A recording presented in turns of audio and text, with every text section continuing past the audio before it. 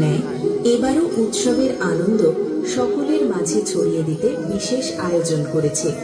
পূজা মণ্ডপে আগত সকল অতিথিবৃন্দ ও ভক্তদের সেনোরা পূর্বপাড়ার সরস্বতী পূজা কমিটির পক্ষ থেকে জানাই আন্তরিক শ্রী পঞ্চমীর শুভেচ্ছা ও ভালোবাসা। এবারের থিম ত্যাগের নাম বাবা। সভাপতি সবুজ বর্মন। প্রতিমায় রূপ দিয়েছে জয়রাম বর্মন, ফুলবাড়ি। থিম পরিচালনায় 7 স্টার ক্লাব।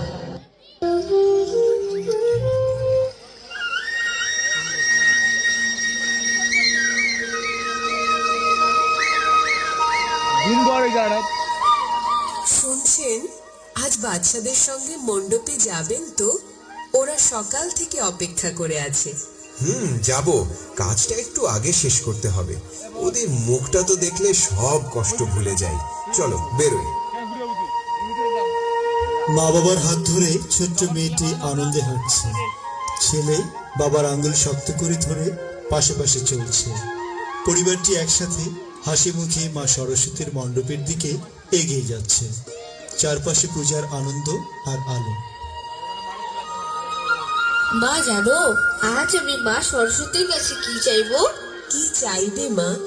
আমি বলবো, মা সরস্বতী, আমাকে অনেক অনেক পড়ালেখা শিখিয়ে দাও, যাতে আমি বড় হয়ে বাবার মতন কাউকে কষ্ট করতে না দেই।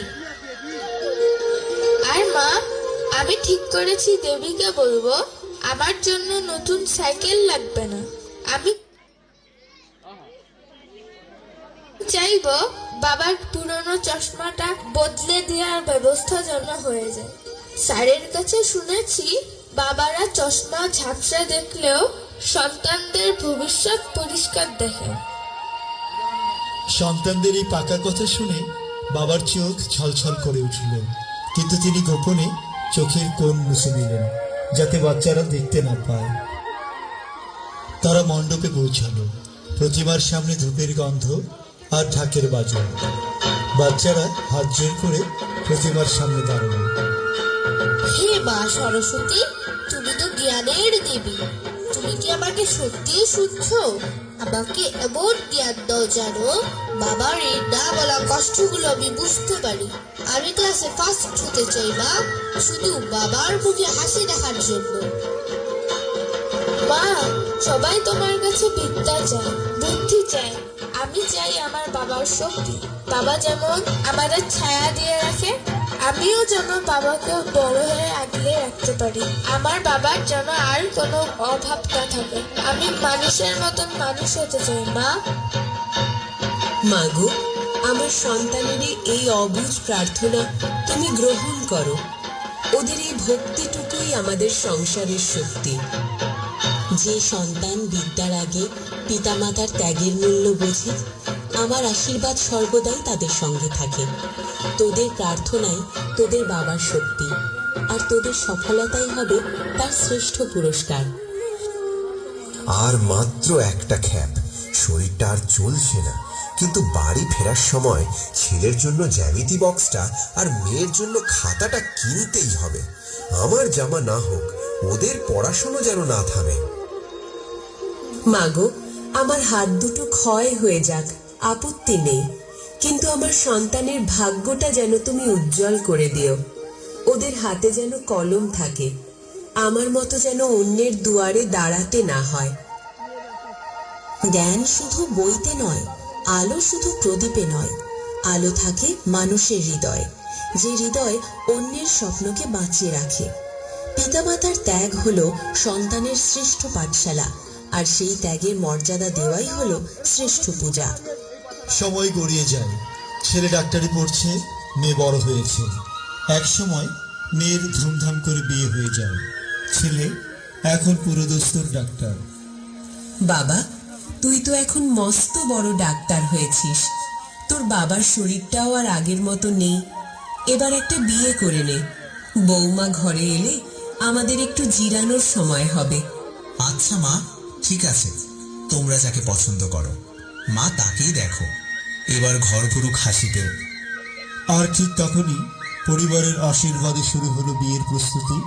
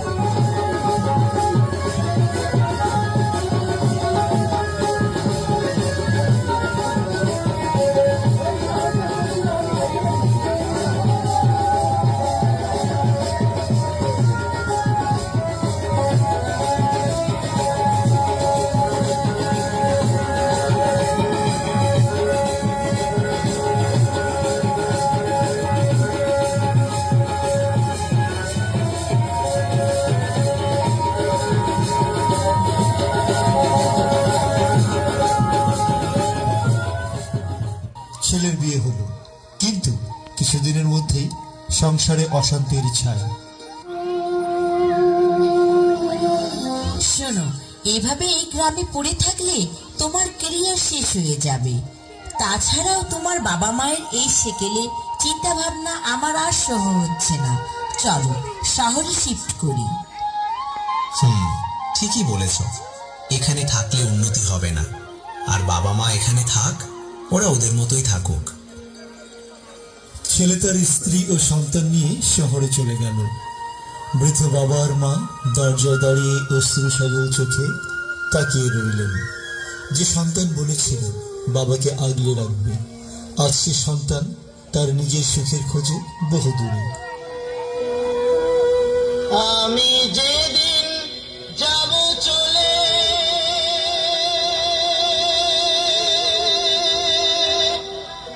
তোমাদের ছাড়িয়া,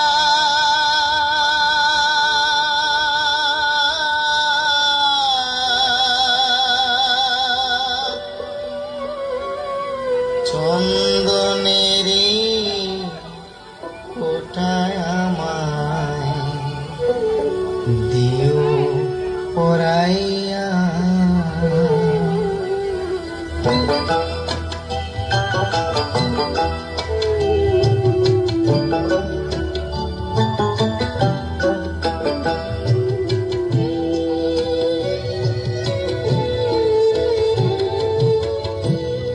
আমি যেদিন যাব চলে। কয়েক বছর কেটে গেছে। ছেলে এখন নামকরা ডাক্তার। একদিন হসপিটাল থেকে ফেরার পথে গাড়ির গ্লাস দিয়ে রাস্তার পাশে তাকালো। দেখল এক বাবা তার ছোট্ট ছেলেকে কাঁধে নিয়ে খেলছে। ছেলেটি খিলখিল করে হাসছে।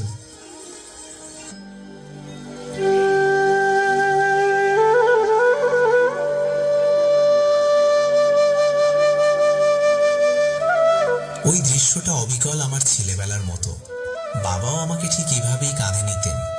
ইস, কতদিন বাবাকে দেখি না, কাজের চাপে ফোনটাও করা হয় না। কালই সময় বের করে একবার বাবাকে দেখতে যাব। এভাবে বাবা একদিন অসুস্থ হয়ে পড়েন।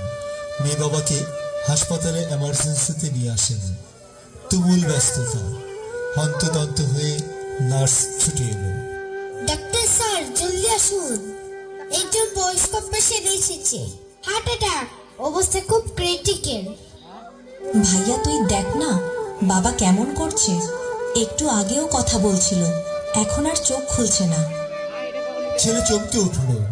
বেডের দিকে তাকিয়ে দেখল সে জীর্ণ শরীর, চুলে পাক ধরা, চোখের নিচে কালি পড়া। মানুষটি আর কেউ না, তার বাবা। বাবা, বাবা তুমি এখানে? বাবা ওঠো, আমি তোমার খোকা। আমি ডাক্তার হয়েছি বাবা। তোমাকে সুস্থ করতে তো ডাক্তার হয়েছিলাম। আজ কেন আমার হাত কাঁপছে? বাবা প্লিজ যেও না। ভাইয়া কিছু একটা কর, বাবা যে আমাদের জন্য কত কষ্ট করেছে, তুই কি ভুলে গেলি?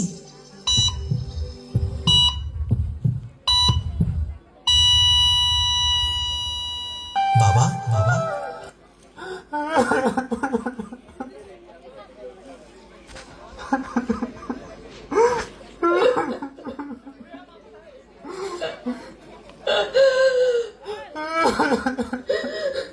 আমি ডাক্তার হয়ে হাজার হাজার মানুষের প্রাণ বাঁচিয়েছি, কিন্তু যার ঘাম আর রক্ত জল করা পয়সায় আমি ডাক্তার হলাম, সেই বাবাকে আমি বাঁচাতে পারলাম না।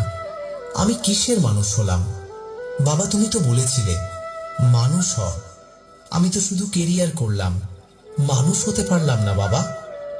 পিতা মাতা যখন বোঝা মনে হয় তখন সন্তান ভুলে যায় যে এই বোঝার ভার একদিন পিতাই হাসি মুখে বহন করেছিলেন। যে বিদ্যায় ডিগ্রির অহংকার বাড়ে কিন্তু শেকড়ের টান কমে যায়, সে বিদ্যা অসম্পূর্ণ।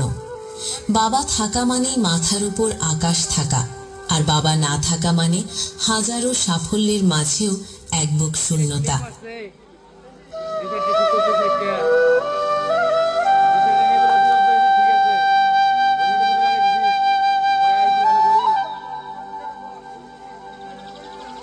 বিদ্যা কেবলই বইয়ের পাতায় সীমাবদ্ধ নয়, প্রকৃত জ্ঞান হলো নিজের শিকড়কে শ্রদ্ধা করা।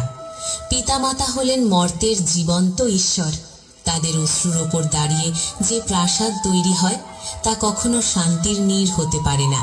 সফল হও, তবে আগে সন্তান হও।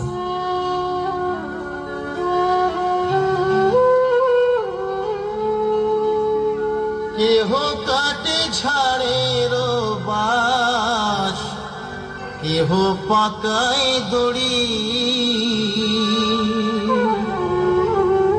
চার জনাতে কান্ধে কইরা, চার জনাতে কান্ধে কইরা বলবে হরি হরি। হরে রইল রে তোর সাধের ঘর বাড়ি, রইল রে তোর সাধের ঘর বাড়ি।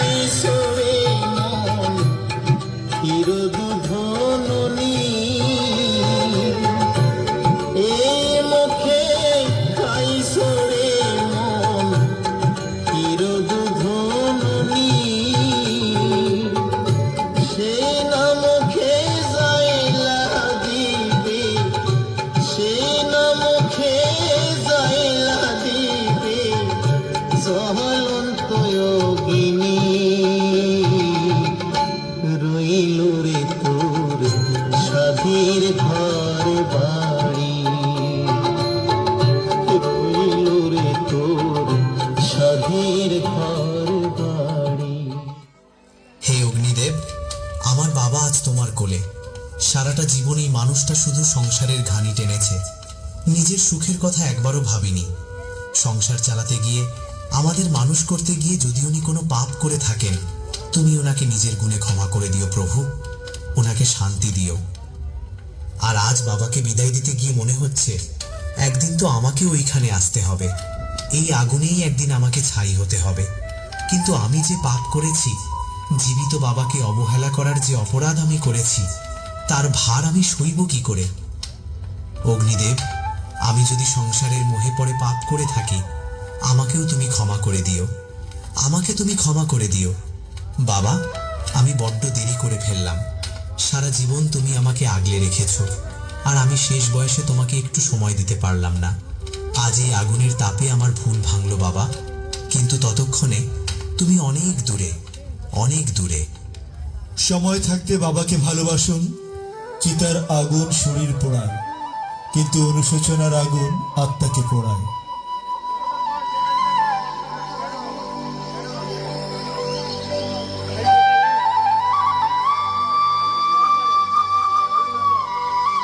জ্ঞানের আলো শুধু বইতে নয়, মানুষের ভুল থেকে শেখাতেও জ্বলে। হারিয়ে যাওয়া সম্পর্কই সবচেয়ে বড় শিক্ষা। মা, ভুল করেছি। আমি প্রতিজ্ঞা করছি, এখন থেকে আমার মাই আমার সব। বাবা চলে গেছে, কিন্তু তার ত্যাগ আমি বাঁচিয়ে রাখব। তোর বাবা তোর মাঝেই বেঁচে আছে রে।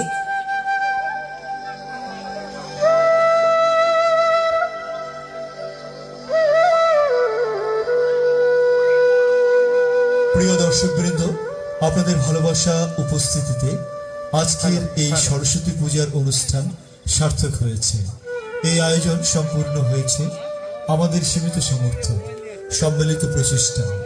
আগামীতেও যেন আমরা এভাবেই সরস্বতী মায়ের পূজা ও সাংস্কৃতিক অনুষ্ঠান আয়োজন করতে পারি, সেজন্য আপনাদের স্বেচ্ছাদান সহযোগিতা আমাদের কাছে অত্যন্ত মূল্যবান। যারা ইচ্ছুক তারা দান করে আমাদের পাশে থাকবে, এই আশায় সকলের কাছে বিনীত অনুরোধ জানাই।